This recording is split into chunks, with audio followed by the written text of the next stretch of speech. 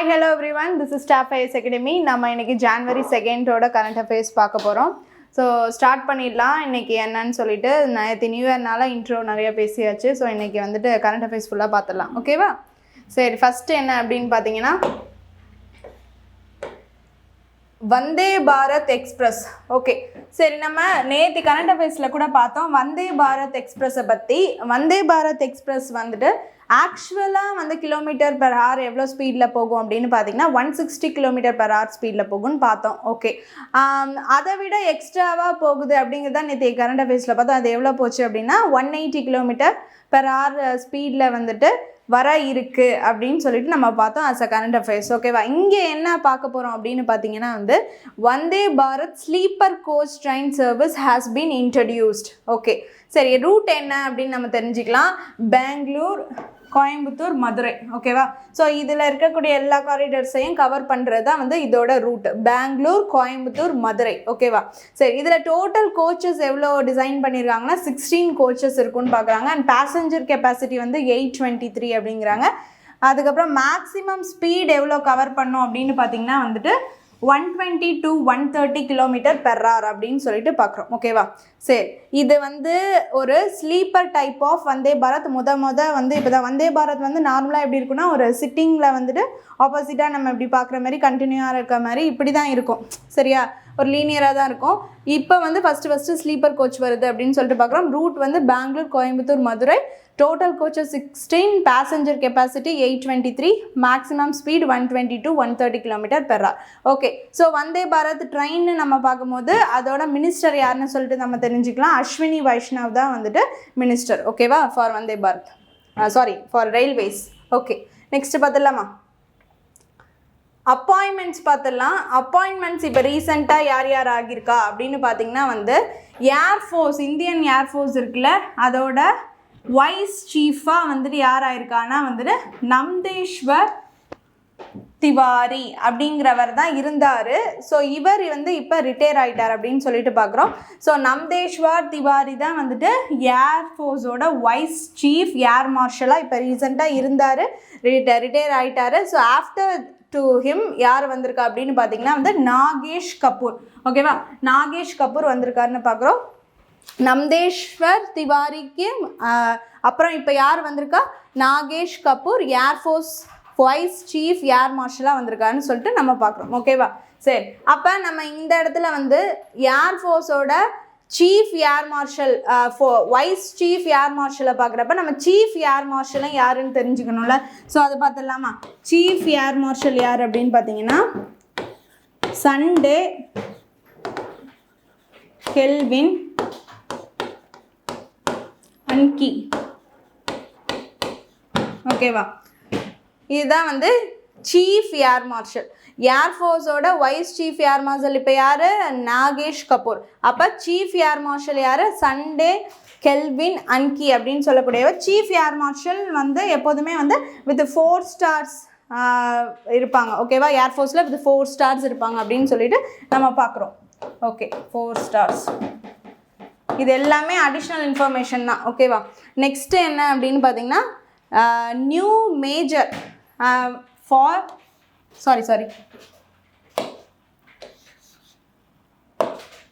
New mayor. ஓகேவா? New mayor நியூயார்க்கில் வந்திருக்காரு. ஸோ அவரோட நேம் என்ன அப்படின்னு பார்த்தீங்கன்னா ஜோரன் நம்தானி அப்படின்னு சொல்லக்கூடியதான் அவரோட நேம். என்னது?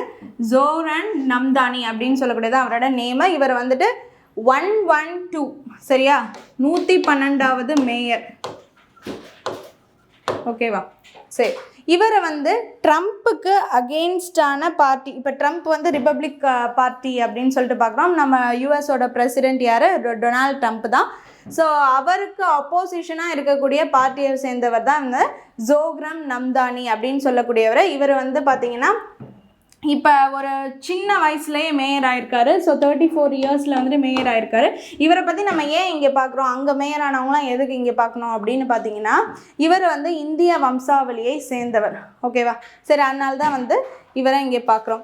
நெக்ஸ்ட்டு வந்து இவர் வந்து ஒரு சவுத் ஏஷியன்லேருந்து ஃபஸ்ட்டு வந்து ஒரு மேயர் ஃபார் யூஎஸ் அப்படின்னு பார்த்தீங்கன்னா இவர் நியூயார்க் ஆயிருக்காருன்னா இவர் ஆயிருக்கார் அப்படின்னு சொல்லிட்டு பார்க்குறோம். சவுத் ஏஷியன், அப்புறம் வந்து ஃபஸ்ட்டு முஸ்லீம் நியூயார்க் மேயராக வந்து இவர் ஆகியிருக்கார் அப்படின்னு சொல்லிட்டு நம்ம பார்க்குறோம். ஓகேவா? சரி, இந்தியா வம்சாவளியாக இவங்க வந்துட்டு இவங்களோட நம்தானி அப்படிங்கிறவர், அவருடைய ஃபாதர் நேமு நம்தானி, அப்புறம் Meera Kumar.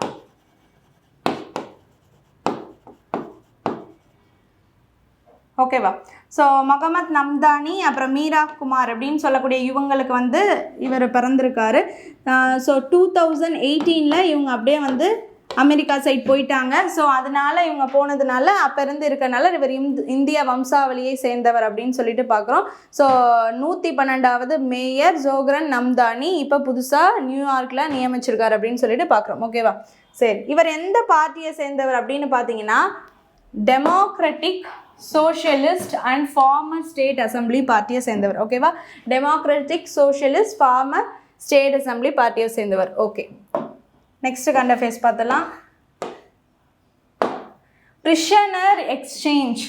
So prisoner exchange அப்படின்னு சொல்லும் போது இது என்ன அப்படின்னு பார்த்தீங்கன்னா பாகிஸ்தானுக்கும் இந்தியாவுக்கும் இருக்கக்கூடிய ஒரு அக்ரிமெண்ட் அப்படிங்கிறத அந்த பிரிஷனர் எக்ஸ்சேஞ்ச் அப்படின்னு சொல்லக்கூடியது. அண்ட் ஆல்சோ நியூக்ளியர் இன்ஸ்டாலேஷன்ஸ் இருக்கக்கூடிய இடத்துல நீங்களும் சரி நானும் சரி நம்ம 2 பேரும் வந்து அடிச்சுக்க கூடாது, சரியா? அணு ஆயுதங்கள் சேகரிக்கப்பட்ட அந்த இடத்துல வந்து பார்த்திங்கன்னா பாகிஸ்தான்லேருந்து இந்தியா நீங்களும் அந்த எதையும் அட்டாக் பண்ணக்கூடாது, இந்தியாவிலேருந்து நாங்களும் உங்களுக்கு அந்த இடத்துல வந்து எந்த விதமான அட்டாக் பண்ண முடியும். ஒரு அணு இது சேகரிக்கப்பட்ட இடத்துல போய் நம்ம அட்டாக் பண்ணோன்னா என்ன ஆகும்?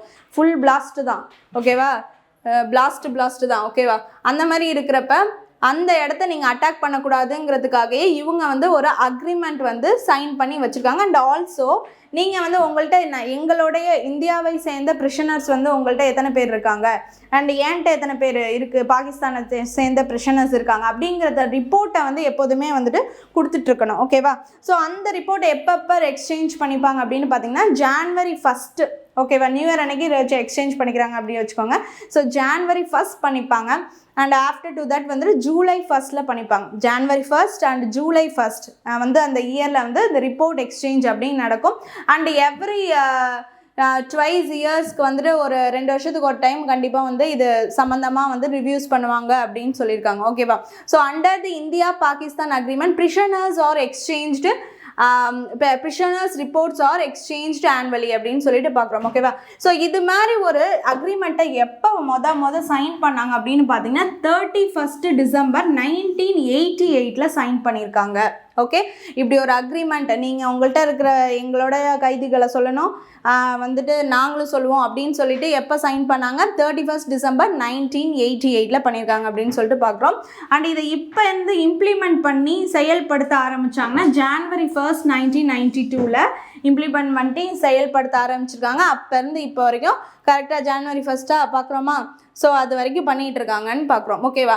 இப்போ பாகிஸ்தானில் இருக்கக்கூடிய மொத்த இந்திய கைதிகள் அப்படின்னு சொல்லக்கூடிய நம்மளோட இந்தியன் பிரிஷனர்ஸ் எத்தனை பேர் இருக்காங்க அப்படின்னு பார்த்தீங்கன்னா 257 இந்தியன் பிரிஷனர்ஸ் இருக்காங்க. அதில் 199 ஃபிஷர்மென்ஸ் இருக்காங்க அப்படின்னு சொல்லிட்டு நம்ம பார்க்குறோம். ஓகேவா? சரி, அவ்வளோதான் இதில். அண்ட் நியூக்ளியர் இன்ஸ்டாலேஷன்ஸில் வந்துட்டு நம்ம வந்து கை வைக்கக்கூடாது, நம்மளும் வைக்கக்கூடாது, அவங்களும் வைக்கக்கூடாது. ஸோ அதுதான் வந்துட்டு முக்கியம். ஸோ பாகிஸ்தான்லேயும் இந்தியாலையும் வந்துட்டு இந்த மாதிரி ஒரு எக்ஸ்சேஞ்ச் போட்டிருக்காங்க, அக்ரிமெண்ட் போட்டிருக்காங்கங்கிறது தான் இந்த கரண்ட் அஃபேர்ஸ். ஓகே, சரி, நெக்ஸ்ட் பார்த்துடலாம். நெக்ஸ்ட் என்ன அப்படின்னு பார்த்தீங்கன்னா டைகர்ஸ் ரிப்போர்ட் அப்படின்னு சொல்கிறப்ப நம்மளுடைய இந்தியாவில் நம்ம டைகர் எவ்வளோ டோட்டலாக இருக்குது, அதில் எவ்வளோ இப்போ வந்து ரீசெண்டாக டெத் ஆகிருக்கு. ஸோ இதை பற்றின பார்க்குற ரிப்போர்ட்டு தான் அந்த டைகர் ரிப்போர்ட்டில் நம்ம பார்க்க போகிறோம். ஓகேவா?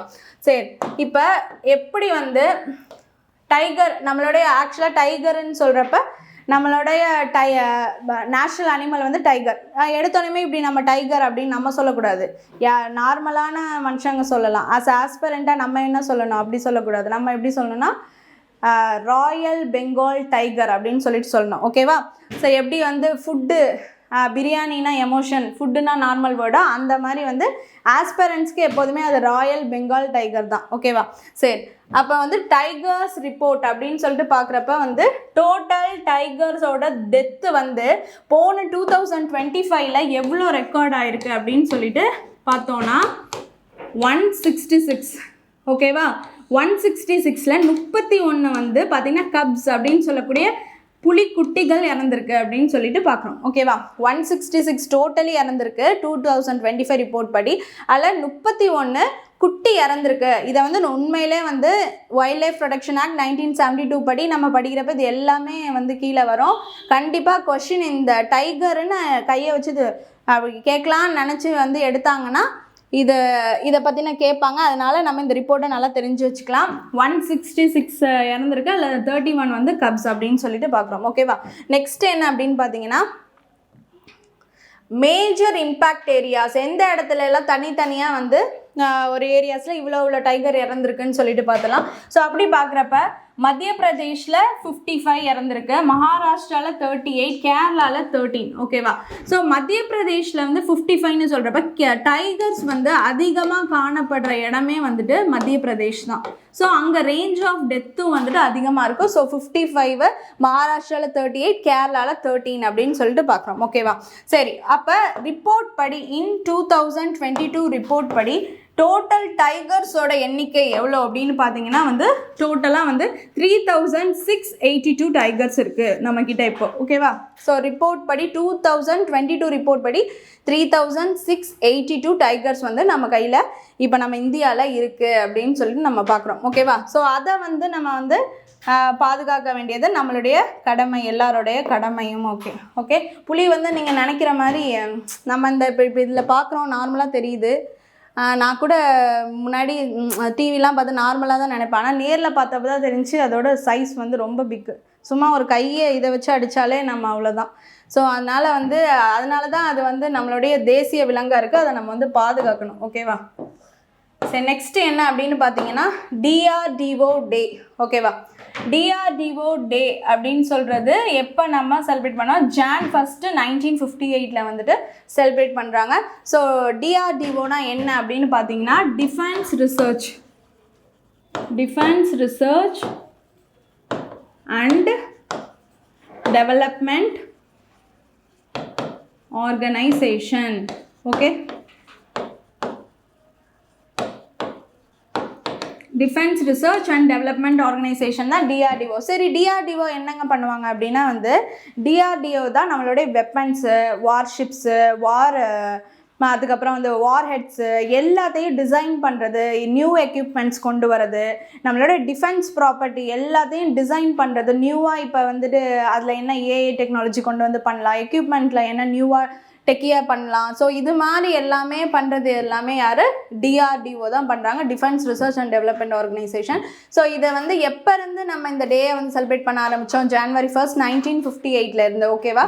ஸோ பண்ண ஆரம்பித்தோம் அப்படின்னு சொல்லிட்டு பார்க்குறோம். And headquarters of DRDO எங்கே இருக்குது அப்படின்னு பார்த்தீங்கன்னா டெல்லியில் இருக்குது.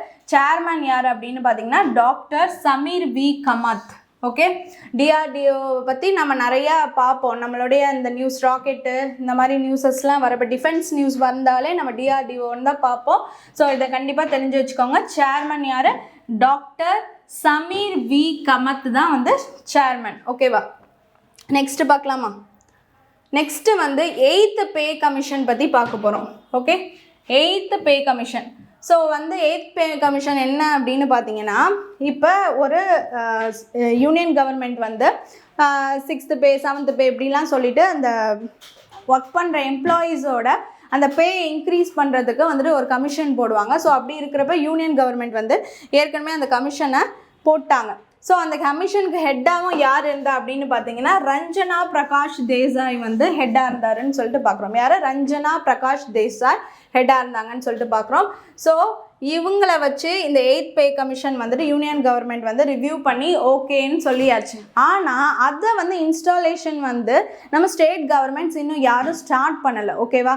ஸோ ஸ்டார்ட் பண்ணாமல் இருந்த பட்சத்தில் இப்போ பார்த்தீங்கன்னா வந்து Assam as a first state in India வந்து இந்த 8th பே கமிஷனை அவங்களுடைய ஸ்டேட்டில் கொண்டு வந்திருக்காங்க. ஸோ இதை யார் பண்ணியிருக்கா அப்படின்னு பார்த்தீங்கன்னா அவங்களுடைய சிஎம் அசாமோட சிஎம் ஹிமந்தா பிஸ்வா சர்மா பண்ணியிருக்காரு அப்படின்னு சொல்லிட்டு பார்க்குறோம். ஹிமந்தா பிஸ்வா சர்மா பண்ணியிருக்காருன்னு சொல்லிட்டு பார்க்குறோம். So Assam is the first state in the country. So Guwahati அசாமில் வந்து ஹிமந்தா பிஸ்வா சர்மா சிஎம் வந்துட்டு இந்த 8th pay commission for employees கொண்டு வந்திருக்காரு. For employees welfare and progressive அட்மினிஸ்ட்ரேஷனுக்காக கொண்டு வந்திருக்காங்க அப்படின்னு சொல்லிட்டு நம்ம பார்க்குறோம். ஓகேவா? ஸோ இது வந்து ஒரு நல்ல கரண்ட் அஃபேர்ஸ் தான். நம்ம அசாம் தான் first state 8th pay commission கொண்டு வந்திருக்காங்க அப்படின்னு சொல்லிட்டு பார்க்கலாம். ஆஸ் அ கரண்ட் நியூஸாக தான் இது. ஓகே, ஸோ இதை எப்போனாலும் கேட்பாங்க அப்படி கிடையாது. 8th பே கமிஷனை ஃபஸ்ட்டு ஸ்டேட் கொண்டு வந்தாங்கன்னா அது அசாம். ஓகே, ஞாபகம் வச்சுக்கோங்க. நெக்ஸ்ட்டு மதன் மோகன் மால்வியா. ஸோ மதன் மோகன் மால்வியா அப்படின்னு சொல்லிட்டு பார்க்கும்போது இவர் வந்து எஜுகேஷ்னல் ஒர்க்கும் அவருடைய அந்த எஜுகேஷனை பொறுத்த கான்ஷியஸ்னஸ் அபவுட் தி எஜுகேஷன் அப்படிங்கிறதா நம்ம ஞாபகம் வரும். ஸோ இவர் தான் வந்துட்டு BHU பனாரஸ் ஹிந்து யூனிவர்சிட்டியை வந்துட்டு கொண்டு வந்தார். ஓகேவா? யார்? மதன் மோகன் மால்வியா அப்படின்னு சொல்லக்கூடியவர். ரீசெண்டாக என்ன ஆச்சுன்னா இவருடைய டிசம்பர் 25th பர்த் ஆனிவர்சரி அப்போ என்ன பண்ணியிருக்காங்கன்னா இவரை ஹானர் பண்ணுற வகையில் பிஎம் முன்னாடி நம்மளுடைய டிஃபென்ஸ் மினிஸ்டர் இருக்கார்ல ராஜ்நாத் சிங், அவர் வந்துட்டு டெல்லியோட லெஜிஸ்லேட்டிவ் அசம்பிளியில் மதன் மோகன் மால்வியா அவருடைய ஃபோட்டோவும் நம்மளுடைய former prime minister Atal Bihari Vajpayee அவங்களோட 2 பேரோட ஃபோட்டோவை வந்துட்டு அங்கே போர்ட்ரேட் பண்ணியிருக்காங்க. அந்த ஃபோட்டோவை வச்சுருக்காங்க அப்படின்னு சொல்லிட்டு நம்ம பார்க்குறோம். ஓகேவா? சரி, அப்புறம் என்ன பண்ணியிருக்காங்க அப்படின்னு பார்த்தீங்கன்னா அவரோட புக்கு வந்துட்டு ஒரு collected works of Pandit Madan மோகன் மால்வியா மிஷன் அப்படின்னு சொல்லிட்டு ஒன்று நடக்குது. அந்த மிஷனுடைய பேர் வந்து என்னன்னு பார்த்தீங்கன்னா மகாமன மால்வியா மிஷன் அப்படின்னு சொல்லிட்டு நடந்தது. என்னது? மகாமன மால்வியா மிஷன் அப்படின்னு சொல்லிட்டு நடக்குது. ஸோ அது மூலியமாக தான் இந்த கலெக்டட் ஒர்க்ஸ் ஆஃப் பண்டித் மோகன் மால்வியாவோட அந்த புக்கை வந்துட்டு அந்த சீரீஸை வந்து ரிலீஸ் பண்ணியிருக்காங்க. ஸோ அதில் வந்து 12th சீரீஸ் இப்போ ரிலீஸ் ஆகிருக்கு அப்படின்னு சொல்லிட்டு நம்ம பார்க்கணும். ஓகேவா? சரி, இதை தவிர்த்து நம்ம வந்து கூடுதலாக இங்கே என்ன தெரிஞ்சுக்கலாம் அப்படின்னு பார்த்தீங்கன்னா இப்போ இவருடைய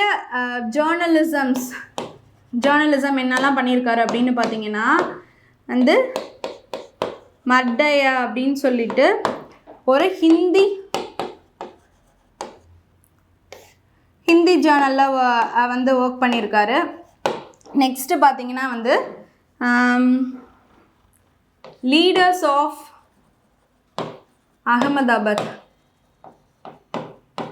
அப்படின்னு சொல்லிட்டு இங்கிலீஷ் பத்திரிகையில் ஒர்க் பண்ணியிருக்காரு. அண்ட் ஆல்சோ பார்த்தீங்கன்னா இவர் வந்து ஹிந்துஸ்தான் டைம்ஸில் வந்துட்டு as a chairman of board members. ஓகேவா? ஸோ அது வந்து எவ்வளோ இருந்திருக்காருன்னா டில் ஹிஸ் டெத் வரைக்கும் இருந்திருக்காரு. ஸோ 1946 தான் இவர் இறக்குறாரு. பிஃபோர் எப்போ அதில் ஜாயின் பண்ணாரு? 1924 ஜாயின் பண்ணுறாரு. 1924 1946 வரைக்கும் என்னவா இருந்திருக்காரு அப்படின்னா ஹிந்துஸ்தான் டைம்ஸோட ஒரு சேர்மன் ஆஃப் தி போர்ட் மெம்பர்ஸோட சேர்மனாக இருந்திருக்காரு அப்படின்னு சொல்லிட்டு பார்க்குறோம் ஃபார் ஜேர்னலிசம். ஓகேவா? இங்கே என்ன பார்த்தோம்? லீடர்ஸ் ஆஃப் அகமதாபாத் அப்படின்னு சொல்லிட்டு 1909 வந்துட்டு ஒரு இங்கிலீஷ் ஜேர்னல் பண்ணியிருக்காரு. அண்ட் ஆஃப்டர் டு தட் வந்து மர்டயா அப்படின்னு சொல்லிட்டு ஹிந்தி ஜேர்னல் பண்ணியிருக்காரு. ஸோ இவ்வளோ ஒர்க்ஸ் பண்ணியிருக்காரு. பனாரஸ் ஹிந்து யூனிவர்சிட்டி அப்படின்னு சொல்லிட்டு கொண்டு வந்ததே இவர் தான். ஓகேவா? சரி, அதனால இவர் பற்றி இங்கே பார்த்தாச்சு. இப்போ ரீசெண்டாக வந்து பிஎம் மோடி வந்து லெஜிஸ்லேட்டிவ் அசம்பிளி ஆஃப் டெல்லியில் வந்து யாரோட பிக்சர் வந்து போர்ட்ரேட் பண்ணாங்க அப்படின்னா மதன் மோகன் மால்வியா அண்டு அட்டல் பிஹாரி வாஜ்பாய். ஓகேவா? சரி, நெக்ஸ்ட்டு பார்த்தீங்கன்னா வந்துட்டு கோவாஸ் நியூ டிஸ்ட்ரிக்ட். ஓகே, கோவாவோட ஒரு நியூ டிஸ்ட்ரிக்ட் இப்போ ஒன்று வந்திருக்கு அப்படின்னு சொல்லிட்டு பார்க்குறோம். ஓகேவா? சரி, கோவாவில் அப்புறம் எத்தனை டிஸ்ட்ரிக்ட் இருக்குது? இப்போ நம்ம தமிழ்நாடுக்கு எத்தனை டிஸ்ட்ரிக்ட் இருக்குது? 38 டோட்டல் டிஸ்ட்ரிக்ட்ஸ் இருக்குது. அண்ட் 38 தான் கடைசியில் சேர்ந்தது மயிலாடுதுறை. ஓகேவா? சரி, அதை பார்த்தாச்சு. அப்போ கோவாவில் எத்தனை இருக்கும்? ஒரு 50 40 அப்படின்னா கிடையாது.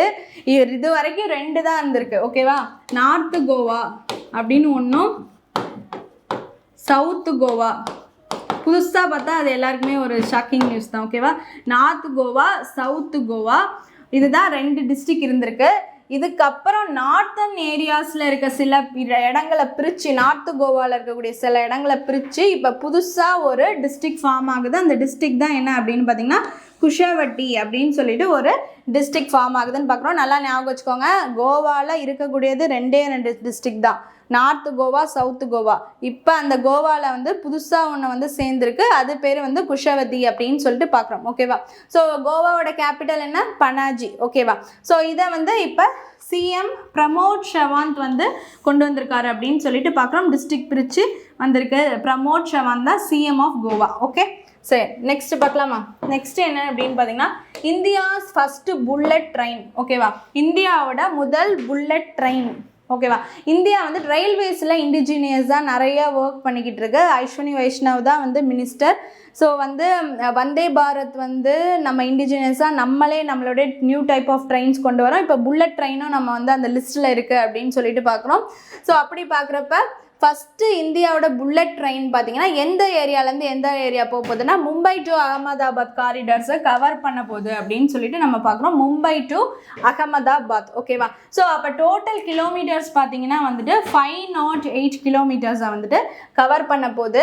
சரி, அப்போ வந்து இது வந்து பண்ணுறது மூலயமா அந்த ட்ராவலையும் கம்மி பண்ண போகுது, அந்த டிஸ்டன்ஸ் டைமிங்கையும் கம்மி பண்ண போகுது அப்படின்னு சொல்லிட்டு பார்க்குறோம். ஓகேவா?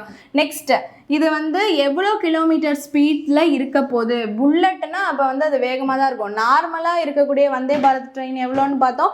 ஆவரேஜ் ஸ்பீடு 160 இருக்குது, 180 இப்போ டியூன் பண்ண போகிறாங்கன்னு சொல்லிட்டு பார்த்தோம். இப்போ புல்லட் ட்ரெயின் முதல் இந்தியாவின் முதல் புல்லட் ட்ரெயின் அப்படின்னு சொல்லிட்டு வரப்போ அதோட ஸ்பீடு வந்து 320 km/h இருக்க போகுது அப்படின்னு சொல்லிட்டு பார்க்குறோம். ஓகேவா? சரி, இதை வந்து எங்கேருந்து இந்த டெக்னாலஜி எடுத்திருப்போம்? ஆப்வியஸ்லி நம்மளுக்கு எல்லாருக்குமே தோணும், நம்ம எங்கேருந்து எடுப்போம்? சைனா, ஜப்பான்ல தான் இதுக்கெல்லாம் வந்துட்டு அவங்க முன்னோடியாக இருக்காங்க. ஸோ அப்படி இருக்கிறப்ப ஜப்பான் இஸ் சின்கான்சன் டெக்னாலஜி. ஸோ அவங்களுடைய டெக்னாலஜிஸை யூஸ் பண்ணி நம்ம இதை பண்ணியிருக்கோம் அப்படின்னு சொல்லிட்டு பார்க்குறோம். ஓகேவா? இது வந்து வில் ரெடி ஃபார் ஆப்ரேஷன்ஸ் இன் 2027 ஆப்ரேஷனுக்கு வந்துரும்னு சொல்லியிருக்காங்க. And also India mat indigenously all trains, அந்த மாதிரி எல்லாமே ரயில்வேஸ் ரிலேட்டடானது எல்லாமே ஒரு ஒர்க்குக்கு வந்து கரெக்டாக வரக்கூடிய வருஷமாக எது இருக்குன்னு அவங்க எய்ம் பண்ணியிருக்காங்கன்னா 2029 எய்ம் பண்ணியிருக்காங்க. அண்ட் இது வந்து புல்லட் ட்ரெயின் எப்போ வரப்போகுது ஆப்ரேஷனுக்குனா 2027 வரும் அப்படின்னு சொல்லியிருக்காங்க. ஓகேவா? சரி, அவ்வளோதான் நம்ம பார்க்குறோம். நெக்ஸ்ட் பார்த்துடலாம். 29th national sport climbing championship 2025. Okay, இது என்ன சாம்பியன்ஷிப் அப்படின்னு பார்த்தீங்கன்னா கிளைம்பிங் சாம்பியன்ஷிப் அப்படின்னு ஒன்று இருக்குது. இது மாதிரி பண்ணுறது தான், இந்த மாதிரி அவங்க வச்சுருக்கிறது மேலே ஏறி போகிறது தான். ஏன்னா உங்களுக்கு பிக்சரோட பார்த்தா இது என்ன கிளைம்பிங்னா என்ன கிளைம்பிங், மலை கிளைம்பிங்கா, எங்கே ஏறுவாங்க அப்படின்னு கன்ஃபியூஸ் ஆகிடக்கூடாது. ஸோ இந்த மாதிரி ஒரு ஸ்போர்ட்ஸ் இருக்குது. ஸோ இந்த ஸ்போர்ட்ஸ் தான் வந்து கிளைம்பிங் கேட்டகரியில் பண்ணக்கூடிய ஒரு ஸ்போர்ட்ஸ். ஓகேவா? ஸோ இது என்ன அப்படின்னு சொல்லிட்டு பார்த்துடலாம். இங்கே வாங்க. என்னென்னா 29th national sport climbing championship 2025 வந்து நடந்திருக்கு. ஸோ அதில் வந்து யார் வின் பண்ணியிருக்கா அப்படின்னு பார்த்தீங்கன்னா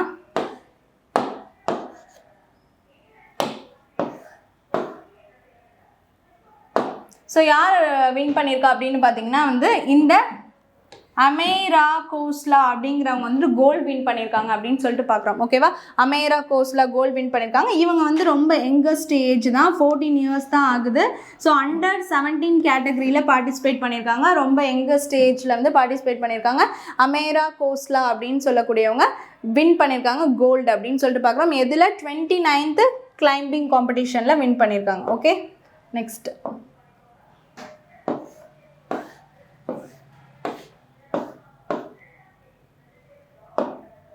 சரி, நெக்ஸ்ட் என்ன அப்படின்னு பார்த்தீங்கன்னா வந்து Parvati Agra bird sanctuary. Okay, Parvati Agra bird sanctuary அப்படின்னு சொல்லிட்டு ஒன்று இப்போ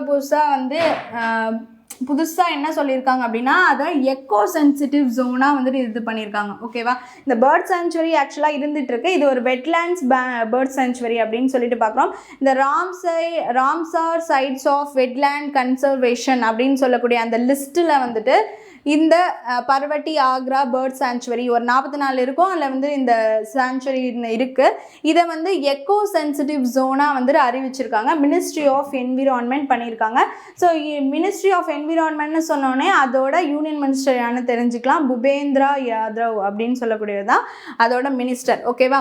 ஸோ எக்கோ சென்சிட்டிவ் ஜோன் அப்படின்னு ஏன் சொல்லியிருக்காங்க அப்படின்னு பார்த்தீங்கன்னா அங்கே வந்து எப்படி சொல்லக்கூடியது ஒரு சென்சிட்டிவ் இஷ்யூவாக வெட்லேண்ட்ஸ்லாம் இப்போ வந்துட்டு பொல்யூஷனால் ட்ரை ஆகுறது, அப்புறம் வந்து இயற்கைக்கு மாறாக அங்கே செயல்படுற மாதிரி ஒரு ஜோனாக வந்து க்ரியேட் ஆனாலே அதை வந்துட்டு என்ன பண்ணுவாங்க, ஒரு கண்ட்ரோல் எடுத்து அதை ஒரு பஃபராக வந்து செயல்படுத்தணும், நல்ல விதமாக கொண்டு வரணும் அப்படின்னு சொல்லிட்டு பண்ணுவாங்க. ஸோ அதனால் அதை ஆஸ் அ சென்சிட்டிவ் ஜோனாக அதை வச்சுருக்காங்க அப்படின்னு சொல்லிட்டு பார்க்குறோம்.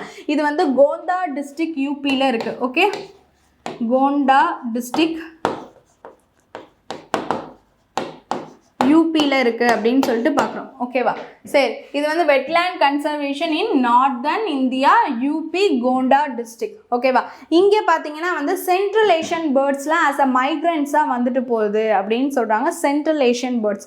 அண்ட் ஆஃப்டர் டு தட் பார்த்தீங்கன்னா வந்து வல்ச்சர்ஸ் வந்து ரொம்ப என்டேஞ்சர்டில் இருக்கக்கூடிய வல்ச்சர்ஸ் வந்துட்டு இங்கே இருக்குது. அப்படின்னா வல்ச்சர்ஸ் வந்து ரொம்ப அழிஞ்சு வந்துட்டு இருக்கு. அந்த ஸ்பெஷல் டைப் ஆஃப் வல்ச்சர்ஸ் வந்துட்டு இங்கே கொஞ்சம் இருக்குது. ஸோ இந்த டைப் ஆஃப் பேர்ட்ஸ்லாம் இங்கே இருக்குது. ஸோ எக்கோ சென்சிட்டிவ் ஜோன்னா இன்னும் கொஞ்சம் கூடுதலாக பொறுப்பாக வந்து அந்த இடத்த வந்து கவனிக்கணும், அது வந்து அழிஞ்சு போகிறதுக்கு முன்னாடி கவனிக்கணுங்கிறதுக்கு தான் அது கொடுக்குறாங்க. ஓகே, சரி. நெக்ஸ்ட் என்ன அப்படின்னு பார்த்தீங்கன்னா காம்யா கார்த்திகேயன். ஓகே, காம்யா கார்த்திகேயன் யார் அப்படின்னு பார்த்தீங்கன்னா இவங்க வந்து ஒரு கிளைம்பர். ஓகே, இந்தியாவை சேர்ந்தவங்க. இவங்க வந்து மும்பை மகாராஷ்டிரா தான் நேட்டிவ், மும்பை மகாராஷ்டிரா. ஓகே, இந்த காம்யா கார்த்திகேயன் ஆக்சுவலாக யார் அப்படின்னு பார்த்தீங்கன்னா வந்து ஷார்ட்டஸ்ட் பீரியடில் வந்துட்டு நம்ம உலகத்தில் இருக்கக்கூடிய எல்லா பீக்ஸ் இருக்குல்ல, செவன் காண்டினென்ட்ஸில் இருக்கக்கூடிய பீக்ஸ் எல்லாத்தையும் வந்து ஷார்ட்டஸ்ட் பீரியடில் கிளைம் பண்ண ஒரு யங்கஸ்ட் கேர்ள். ஓகேவா, 18 இயர்ஸ் தான் இவங்களுக்கு ஆகுது. ஒரு யங்கஸ்ட் கேர்ளு ஷார்ட்டஸ்ட் பீரியடில் வந்து 7 காண்டினென்ட்ஸில் இருக்கக்கூடிய எல்லா பீக்ஸையும் கிளைம் பண்ணாங்கன்னா அது இவங்க தான். ஓகேவா, ஸோ இவங்க இப்போ இன்னொரு ரெக்கார்ட் பண்ணியிருக்காங்க. அது என்ன அப்படின்னு பார்த்தீங்கன்னா வந்து skies to south pole. Skies to south போல்னால் ஒன்றும் கிடையாது, இந்த பனி சறுக்கு விளையாட்டு இருக்கும்ல, ஸ்டிக் வச்சுக்கிட்டு பனியில் சறுக்கி போவாங்களே, ஸோ அதுதான். ஸோ அது வந்து அவங்க வந்து சவுத் போலில் வந்துட்டு பண்ணியிருக்காங்க. ஸோ வந்து ஆஸ் எ யங்கஸ்ட் உமனாக இவங்க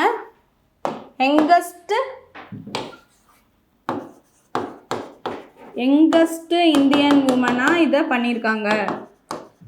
உமனாக ஃபஸ்ட் டைம் பண்ணியிருக்காங்க. ஓகேவா, யங்கஸ்ட் இந்தியன் உமனாக. அதே வந்து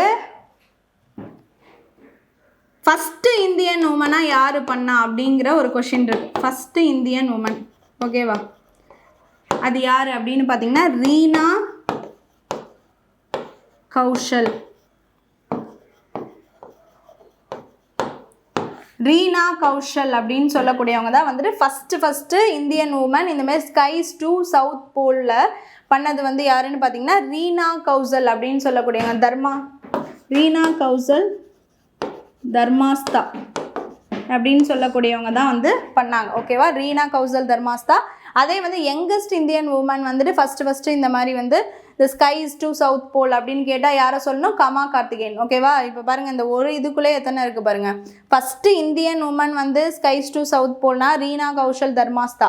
அதே யங்கஸ்ட் உமன் ஃபஸ்ட்டு யார் பண்ணா அப்படின்னு பார்த்தா காமா கார்த்திகேயன். இவங்க அந்த காம்யா கார்த்திகேயன் இவங்க வந்து 18 இயர்ஸ் ஆகுது, மும்பை மகாராஷ்டிராவை சேர்ந்தவங்க. ஓகேவா, இவங்க வந்து டார்ஜிலிங்கை சேர்ந்தவங்க, டார்ஜிலிங். ஓகே, சரி. நெக்ஸ்ட் பார்த்துடலாம். இந்த மாதிரி மலை பிரதேசங்கள் பக்கத்தில் இருக்கிறவங்க தான் நிறைய பேர் வந்து இந்த மாதிரி கிளைம் பண்ணுறாங்க பீக்ஸ் எல்லாத்தையும். அதை பார்த்துக்கிட்டே இருக்கிறதுனால சின்ன வயசுலேருந்து அவங்களுக்கு அதை பண்ணணும்னு தோணும் போல இருக்கு. ஓகே, நெக்ஸ்ட்டு பார்த்துடலாம். நெக்ஸ்ட் என்ன அப்படின்னு பார்த்தீங்கன்னா India's warmest year on record. ஓகேவா, India's warmest year on record.